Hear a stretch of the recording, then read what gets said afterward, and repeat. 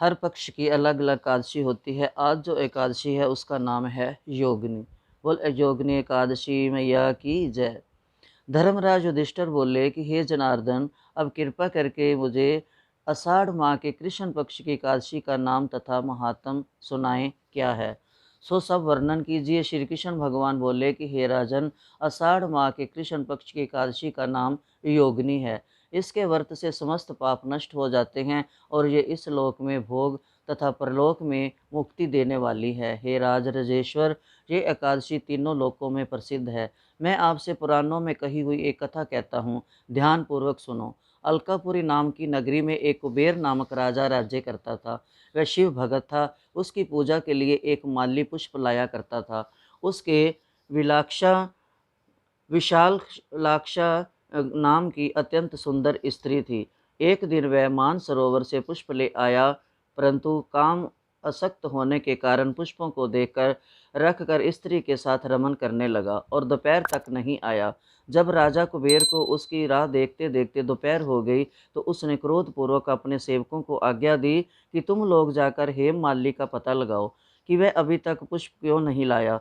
जब यक्षों ने उसका पता लगा लिया तो वे कुबेर के पास आकर कहने लगे कि हे राजन, वह माली अभी तक अपनी स्त्री के साथ रमन कर रहा है। यक्षों की इस बात को सुनकर कुबेर ने हेम माली को बुलाने की आज्ञा दी। हेम माली राजा कुबेर के सम्मुख डर से कंपाता हुआ उपस्थित हुआ और प्रणाम किया। उसको देखकर राजा कुबेर को महान क्रोध आया। उसने उससे कहा, हे पापी, महानीच कामी, तूने मेरे पूजनीय ईश्वरों के भी ईश्वर शिवजी का भी अनादर किया है। इससे मैं तुझे शाप देता हूँ कि तू स्त्री का वियोग भोगेगा और मृत्यु लोक में जाकर कोढ़ी होगा। कुबेर के शाप के प्रभाव से वह उसी क्षण स्वर्ग से पृथ्वी पर गिरा और कोढ़ी हो गया। उसकी स्त्री भी उसी समय अंतर्ध्यान हो गई। मृत्यु लोक में जाकर उसने महान दुख भोगे, परंतु शिवजी की भक्ति के प्रभाव से उसकी बुद्धि मलिन ना हुई। वह हिमाचल पर्वत की ओर चल दिया। वहां पर चलते चलते मार्कंडे ऋषि के आश्रम में पहुंचा। वह ऋषि अत्यंत वृद्ध तथा तपशाली थे। उनको देखकर वह हेममाली वहां गया और उनको प्रणाम करके उनके चरणों में गिर पड़ा। इसको भयंग देखकर मार्कंडे ऋषि बोले कि तूने कौन से कर्म किए हैं जिससे तू कोढ़ी हुआ और महान दुख भोग रहा है। इस पर हेममाली बोला, हे मुनि, मैं यक्षदान कुबेर का सेवक हूँ। मैं राजा की पूजा के लिए नित्य प्रति पुष्प लाया करता था। एक दिन अपनी स्त्री के साथ विहार करते करते देर हो गई और दोपहर तक पुष्प लेकर नहीं पहुंचा। उन्होंने मुझे श्राप दिया कि तू अपनी स्त्री का वियोग भोग और मृत्यु लोक में जाकर कोढ़ी बन तथा दुख भोग। इससे मैं कोढ़ी हो गया हूँ और महान दुख भोग रहा हूँ। अतः आप कोई ऐसा उपाय बताइए जिससे मेरी मुक्ति हो। इस पर मार्कंडे ऋषि बोले कि हे भाई, तूने मेरे सन्मुख सत्य वचन कहे हैं, इसलिए मैं तेरे उद्धार के लिए एक व्रत बताता हूँ। यदि तू आषाढ़ माह के कृष्ण पक्ष की योगिनी नामक एकादशी का विधि पूर्वक व्रत करेगा तो तेरे सारे पाप नष्ट हो जाएंगे। इस पर हेममाली बहुत प्रसन्न हुआ और उसने मुनि के वचनों के अनुसार योगिनी एकादशी का विधि पूर्वक व्रत किया।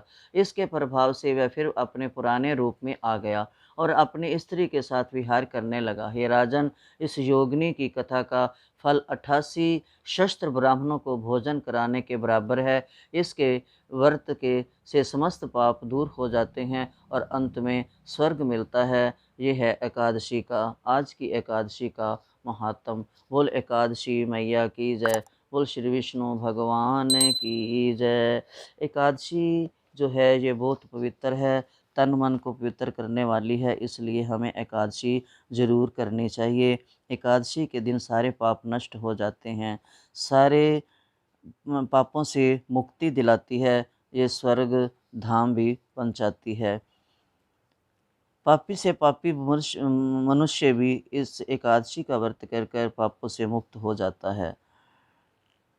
एकादशी निराहार करनी चाहिए। एकादशी के दिन अन्न नहीं खाना चाहिए, क्योंकि अन्न, इसकी भी एक छोटी सी कथा है, वो अगली एकादशी में बताऊंगी कि अन्न क्यों नहीं खाना चाहिए। बोल एकादशी मैया की जय। बोल श्री बांके बिहारी लाल की जय। विष्णु नारायण भगवान की जय।